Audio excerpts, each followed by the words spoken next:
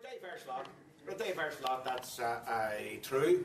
I mean, Richard was talking there about when you're elected to the Dáil, when he was elected to the Dáil, chaos followed. And all this year, let me assure you, but we don't have to get elected in order to get chaos. We're frequently in chaos anyway. But it's chaos because we're diverse, because we're broad, but at the heart of it, there's something hard and sensible and something sort of that inspires and irradiates all the other aspects of people before profit. We're in this race to win, and we believe that we can. We believe that we can take seats in the council. We believe that we can take a seat in the assembly. You know, we've got three other candidates standing in the north, as Dan was saying.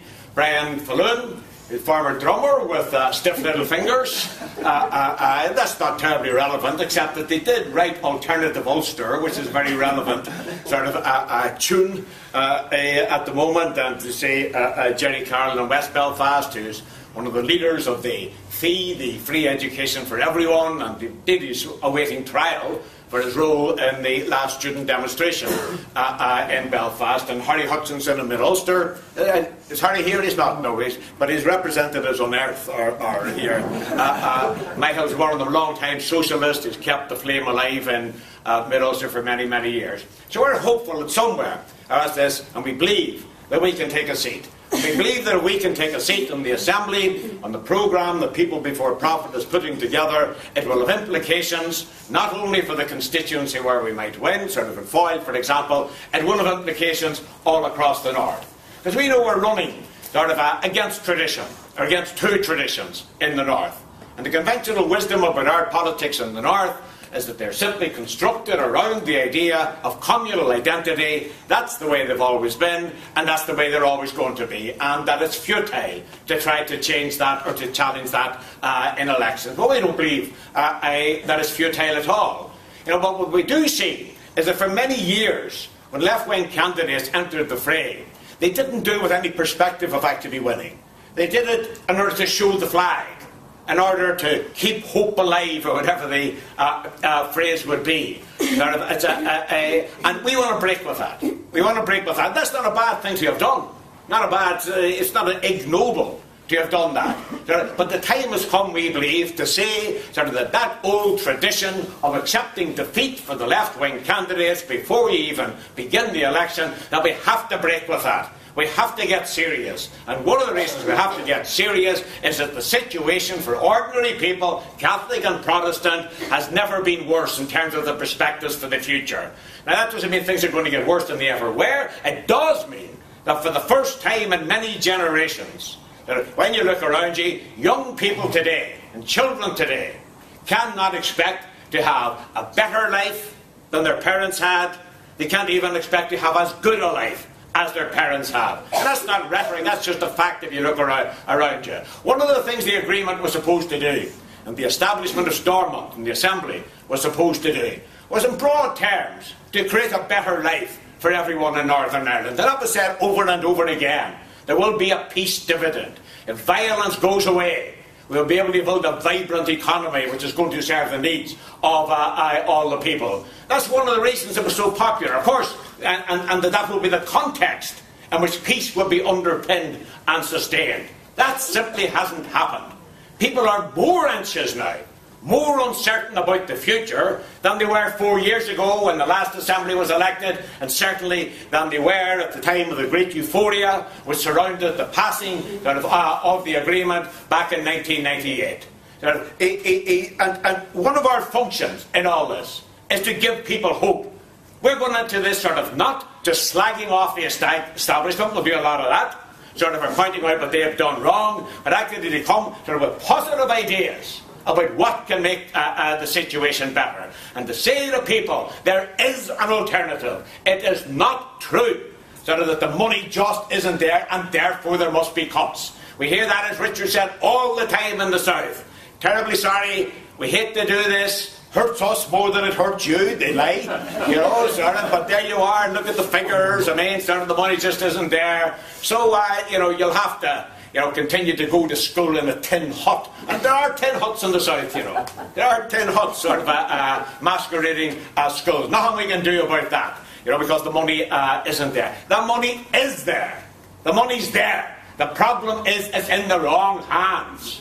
It's in the hands of people who squandered and gambled, sort of in the stock exchange, sort of in the international money markets, down through the years. And when they lose the money, of course, in their gambling, unlike me, sort of when I used to make bets with Willie Duffy, you know, sort of at Cheltenham and all that. I used to do a Yankee every day at the Cheltenham Festival. Always lost. Never occurred to me, to go to Willie and say I'd lost, but give me the money anyway, you want me money back. And if he wouldn't give it to me, to go sort of to the DHSS, representatives of the state, and said, look, I backed out of these horses, everybody told me they were going to win. Look, it was forecast in various years, it went well.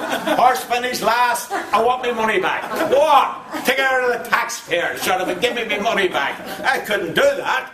These chancers can do it. Shawnee Fitzpatrick and these bums sort of down south and all the rest of them that gambled huge amounts of money. Actually, I heard Shawnee Fitzpatrick, everybody's forgotten this, but I haven't. About 3 years ago, just when things were going bad in the south, I heard that Shawnee Fitzpatrick was the man who ran Anglo-Irish Bank, which wasn't a bank at all. It was just throwing out tens and hundreds of millions of pounds, literally hundreds of millions of pounds to individual developers, all of whom were pals of Shawnee. You know, started tell them like the idea was made that they would invest in property, property would rocket upwards or keep going ever upwards, they would make a fortune, pay the money and the interest back to Anglo-Irish Bank, Shawnee would make a fortune, pay no tax on it because they're all based abroad and all that there. Happy days, everybody a winner. Didn't work because the property market crashed. And they discovered that they owed all this money and that the property that they had, you know, they leveraged the money on, that the property that they had suddenly was worth about 7 and sixpence in old money.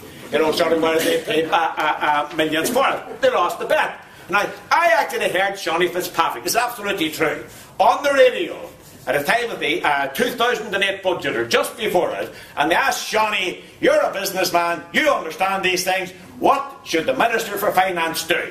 And Shawnee said they would have to cull some sacred cows. What sort of sacred cows, Shawnee? And Shawnee said, well, for example, paying unmarried mothers a fortune. He says they've chosen that lifestyle. Why should the taxpayer pay them? This is the guy who was stealing hundreds of millions of pounds. And the taxpayer, he knew it, not everybody else didn't know it that, but they were to learn all that a short time afterwards. These people have no conscience. They have got no compunction at all about what they're doing. They take it as their right. They think, well, that's the way things are. There are people who regard capitalism not as a system of economic organisation that we live under, but just the natural way that things are. You know, nobody created it, nobody decided on it, it's just the way things are organised. Well, it shouldn't be the way things are organised. And let me give you an example of the way we say the money's there. And there's no need for all this austerity. Now, a tax expert, Richard Murphy, hired by the TUC across the water, did a study and estimated that the amount of tax which is not paid by super rich individuals and big businesses and banks on an annual basis is £123 billion a year. A massive amount of money. I can't even imagine. If he told me, now maybe he exaggerated, maybe he got his sums wrong, maybe it's only £100 million, £100 billion a year. I can't imagine sort of what £100 billion is like. That's £100,000 million. It's about beyond the range of the imagination of ordinary people. But that money is owed to the state, and they were paying the taxes in a way that an ordinary PAYE worker has no choice but to pay their taxes. And to get away with it. And we can be specific about some of the companies involved in this. Boots the Chemist. It's my favourite example of this. But Boots the Chemist, you see them, are in the shopping centre over there. Nice little company, nice people working on it, nothing against them. And all that. Does anybody here know that? Some people know because I've told them, that's why they know. Where are Boots the Chemist based? Don't shout out if you know the answer. Don't give it away. This could be a quiz question. Now, it should be a quiz question. Nottingham. Sorry? Head office Nottingham. Ah, you see, you think it's Nottingham. Wrong. No points. Boots the Chemist live in Zog. Zog. Now, Zog is not a small planet in a distant galaxy. No. Zog is a small canton in Switzerland. That's what it is. Only 200 square miles. Tiny wee place. Boots the Chemists have got their headquarters in Zog. The point of Zog, and their headquarters consists of an office on the first floor, a brass plate outside saying Boots the Chemist, headquarters, one employee. in the canton of Zog. But all their taxes are paid in Zog, or not paid, because you don't have to pay very much tax in Zog. Zog is very unpopular little Switzerland is divided into cantons, little semi-self-governing regions, and say Zog's a wee tiny one, there's only about 20,000 inhabitants. And the reason why it's very unpopular in Switzerland is that it offers even better and bigger tax breaks than any other canton. So there's now a jealousy there. So Butch the chemist pays 1% tax on massive profits. Massive profits. And that's money, which is mainly generated in the United Kingdom, which ought to be going into the exchequer and narrowing the balance of payments, not the balance of payments, the budget deficit, which we're told is so big that people have to be screwed, and public sector workers have to be sacked and all the rest of it. Vodafone don't live in Zog, they live in Luxembourg. Vodafone's official title in Luxembourg is Vodafone International, VAL, Vodafone International Luxembourg. Vodafone, according to, and this is admitted by Her Majesty's Revenue and Customs, that Vodafone got off 2009-10, which is the last year for which we've got figures. Vodafone got off £6 billion in tax. £6 billion. Which would have had to pay had it been headquartered and running its operation and been tax compliant in the United Kingdom, rather than funneling all the money into Vodafone International Luxembourg over there, from where it's transferred to Guernsey in the Channel Islands. £6 billion. This is how you build up towards the figure of 100 billion, or as Richard Murphy claims, 123 billion. And there's lots of other firms like a Topshop. It's like a Topshop pays as money is funneled to the Channel Islands and from there to Monaco. Sunny Monaco, with all these yachts and all. I forget the guy who's the managing director, the boss, or CEO, whatever he is, of Topshop. But what is he? Philip Green. Philip Green, I mean, a thief and a parasite. And he lives in Monaco, where he squires around with the golden celebrities of modern culture and all the rest. And of course, he has a yacht. He would have a yacht, wouldn't he? So we all have money and living in Monaco. You'd be nobody in Monaco if you didn't have a yacht. To take all your pals out on. These people are avoiding tax massively. Now, individuals are doing it because they are non-doms, i.e. non-domiciled. Even though they live in Britain, they've got non-dom status. One of them is Lord Ashcroft, who's the chief financier of the British Conservative Party. He's a non-dom. There's loads of them avoiding their taxes. So there's at least £100 billion a year not being paid. There's the money to build schools and fund schools. There's the money to pay public sector workers and indeed to expand the public sector, and that's much needed, given the way services are being run down. Now, of course, you never hear of that in Northern Ireland. They say, well, nothing we can do about that. We're just a little provincial assembly here. Well, maybe a little. I'll tell you what they could do for a start. They could say it. Yes. They could say it. They could shout it out loud. They could say to people, this is why. We are being screwed in the block grant and all the rest of it. Have any of you ever heard, well, all the talk about the budget last year, the problems with it, and this minister squabbling with that minister and all the rest of it, did anybody even mention the fact that this is the context in which these problems arise, in relation to a budget deficit? Not one of them did, from any party up there, because that's not the way they think. It's not something they think they can take on. But you see, it's not a Northern Ireland problem. That's why it has got nothing to do with Catholics and Protestants, so it doesn't matter in the conventional politics of Northern Ireland. That's the truth of it. You see, but of course, these things affect us. They affect Northern Ireland people the same as they affect people in England, Scotland and Wales. You don't hear anybody over there saying, I'm from Yorkshire, there's nothing we can do in Yorkshire about this, so we'll just forget about it. Our county councils over there have nearly as much power as the Stormont Assembly. You don't hear them saying that. You don't even hear it said very much in Scotland or Wales, where they got assemblies. But over here, we've got such a distinctive and peculiar political system and system of political allegiances that they can say it's got absolutely nothing to do with us. What they should be doing, what somebody in Stormont should be standing up and saying, is that when we look across the water, we shouldn't be looking to the Treasury, we shouldn't be looking to Westminster, we should be looking to the streets where 500,000 people marched last Saturday. That's the only thing that's going to move this type of thing onto the agenda. Well, of course, we're not saying we wouldn't be so naive as to say that you can get this type of issue onto the agenda simply by making moral appeals to government.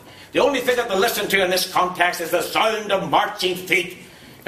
Masses of people, and we're not talking about a few people that are smashing windows or anything like that, though there are times when I think if they're going to smash windows, there's nothing that I as a private individual can do about it, so let them get on with it. That's what they do with it. But what we favour is mass mobilisation.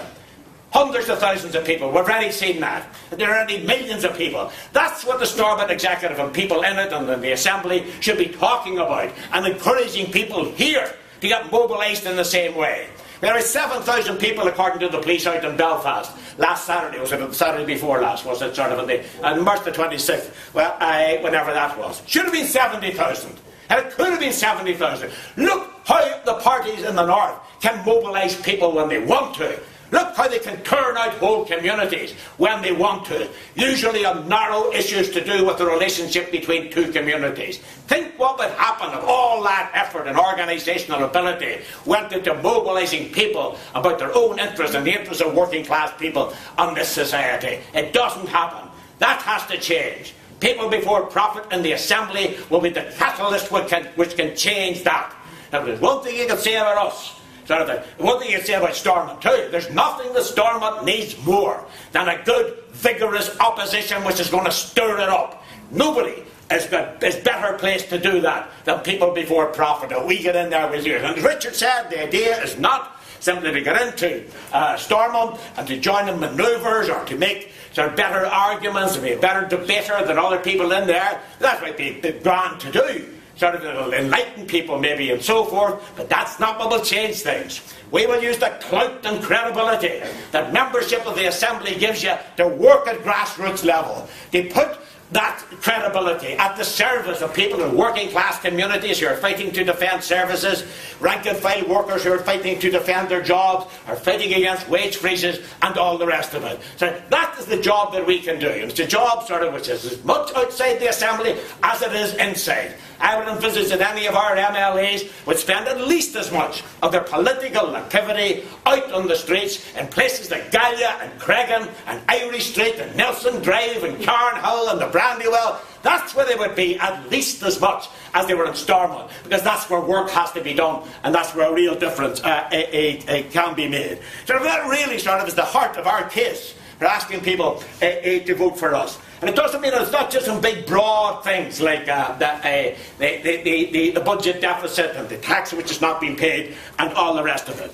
Within that, there are specific issues that ought to be fought and ought to be highlighted, specific scandals which we would take up as well. So they're all, because all these things when we talk about cuts, when we talk about the pressure of working class people, they all come down to specific things. Let me give you a tiny example of what I'm talking about. It's a tiny example, but it's not tiny for the people involved. This year, music therapy for children with disabilities was abolished in Northern Ireland. Not cut back, not cut in one area and not in the other. Wiped out. And the chances are, if it stays like that for a year or two, it'll never come back again. The expertise will be gone. The tradition of doing it will be gone. The place in the curriculum will be gone. Now, if you don't know what music therapy for children with disabilities is, it's actually teaching that children, in many instances, can't speak and sometimes can't see. And people think there's nothing in there. That they're just empty shells. Music therapy is a way that, for example, this is not the only form of it, actually enables those children to make music by moving around in a space, in a wheelchair, for example, possibly in a wheelchair. I have heard a child play Danny Boy perfectly in a wheelchair by moving around space with a force field and so on. Quite expensive to do. But when you see that, and when you see a face, and I'm not being patronising, well maybe I'm a bit but this one struck me at the time. When you see the light and eyes and you realise suddenly there's a lot in there. There's a lot in there in that child that never was getting out. And this has done it. And it takes two people to do it, and one-to-one, two people servicing one child at a time. Very expensive in general terms. So and that's why it would have been cut out. somebody would have gone down sort of the list and say, what's all this? What's that item there? Music therapy? Many people, what's the uptake in that music therapy? Oh, whatever it is. Only 230 people right across the north and all that expenditure. Cut that. The pencil will go through it. They don't know what they're dealing with. They don't care, but the only thing that they understand is the bottom line on an accountant's ledger when they're deciding on what they cut. That's only one example. You could go over it and over and over again. Already we've had cuts, disastrous cuts, without waiting on what's to come in domiciliary care in this town, for example, where the Western Board has privatised it a few years back. What they've done is cut down on the amount which are given in contracts to private companies. The private companies, they have cut down on the hours that people are given sort of in domiciliary care. And you get, for example, somebody who had a half hour, was had somebody coming and visiting them sort of every morning and a half hour in the evening. And now it's cut down to just the morning. Now if, for example, you're an elderly, infirm person, you're a family with an elderly, infirm person, and you've become used to that service, it means, for example, when people who get problems sort of in the bathroom and the toilet and all the rest of it, and you can't do it, that's a huge difference to the life of the person concerned and the family around them. That is 1 half hour instead of 2. There are probably people in the audience, I don't know, who will know people that has happened to. That's a little cut, you might think. Doesn't amount to much. Probably, I don't know what it is in this area, probably a couple of £100,000 or something, if that. So not a huge amount of money in the great scheme of things, but it's had a huge effect on people. They're decent people fighting to tear some dignity from life, and then this is done to them. So these are the human realities of the cuts. Human realities are low-paid public sector workers who are subjected to a barrage of abuse day after day by private interests and private interests in this town, saying me, it's far too bloated, far too many of them. Actually, there's not nearly enough of them. Look at the many people we need in our youth service in this town. Apart from anything else, just one example. We need more public servants in roles like that. Not fewer of them. They've got anybody earning £21,000 or over, the public service has just been subjected to a wage freeze. Now with inflation running, hitting about 4.8%, headed for 5% and over, if you freeze wages, that's not a wage freeze. That's a wage cut, because you have less money at the end of the week than you otherwise would have. And if you're earning 21 grand a year, you're not rich. You're certainly not rich. So it's poor people, or relatively poor people, who are bearing the brunt of these things. And we have to focus on that. We have to raise awareness of that, and most of all, we have to tell people and show to people, you don't have to take it. You can fight back. And if you do fight back, you can make gains. In fact, it's the only way to make any gains. It's the only thing that they're going to listen to. Why was the decision on the radiotherapy unit in Dalton reversed? At least we're promised it's going to be reversed. It's not actually done yet. Why did that happen? Was it moral persuasion? Was it people made a good speech and convinced the executive? Not at all. It was the fact that there was a revolt in the town. And there are loads of people coming, and a certainty that more people were going to come. That's what it is, and that's the key to dealing with all these things. You see, you go to all the issues that are Derry issues, we've seen local issues, and so forth, and they all sooner or later come back. You have to trace them back to the general context in which they are happening. Take the university issue. We agree 100% that Derry deserves a university commensurate with its size, and it should be called Derry University. Why call it anything else? I'm sure whoever McGee was, that was a grand fellow. Whoever he was. Does anybody know who McGee was? I don't know. But he's got a university college named after him. Probably a very nice man. I'm not attacking him so on. But it should be called. Sorry, who was he? Was that a white woman? Who was she? Maggie. Martha McGee. Martha McGee. Good old Martha. Sorry. I'm sure she's worthy. And the best person, whenever they were picking the name, I'm sure she was properly a top of the list. But the name doesn't matter. How did I get onto that? But see, the problem with expanding the university, the problem with expanding it doesn't just have to do with the inertia and spite that was directed towards Derry and towards the university down through the years in the past. That's one problem, the historical legacy of that. But the other, more immediate and bigger problem is the funding crisis in further and higher education generally.